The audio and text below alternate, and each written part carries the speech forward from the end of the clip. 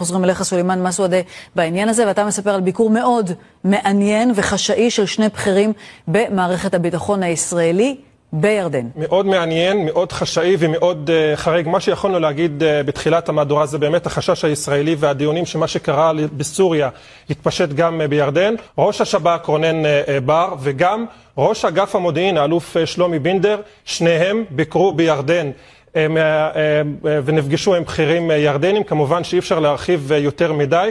סיפור המסגרת, שיש בישראל חשש כבד מאוד שמה שקרה בסוריה יקרה גם בירדן. בכירים ישראלים אומרים לנו שההשלכות על ישראל, אם דבר כזה יקרה בירדן, הן הרבה יותר חמורות. יש חשש אמיתי בישראל שהצלחת המורדים בסוריה תשפיע גם על גורמים בירדן, על גורמי קיצון, גורמים ג'יהאדיסטים וגם גורמים שמתנגדים לשלטון המלכותי של ירדן, ותעלה להם את המוטיבציה לערער את יציבות השלטון שם, ולמעשה לעשות לירדן את מה שהמורדים עשו בסוריה, וכך שהשלטון ייפול בתוך זמן קצר. זה החשש בישראל. עכשיו, יש כמה סימנים שמעידים על החשש הזה.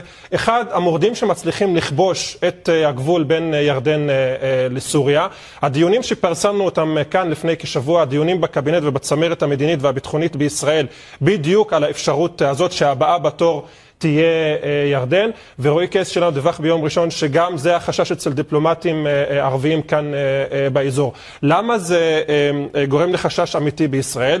כי עם כל הכבוד לסוריה, וזה באמת אירוע מאוד גדול שמשפיע על ישראל, אנחנו חולקים ירדן את הגבול הכי ארוך מכל המדינות השכנות שלנו, ואם מה שקרה בסוריה יקרה גם בירדן, ההשפעות על ישראל יהיו הרבה יותר חזקות מכל מקום. יש דיונים כל הזמן, מחר יש גם דיון קבינט מדיני ביטחוני.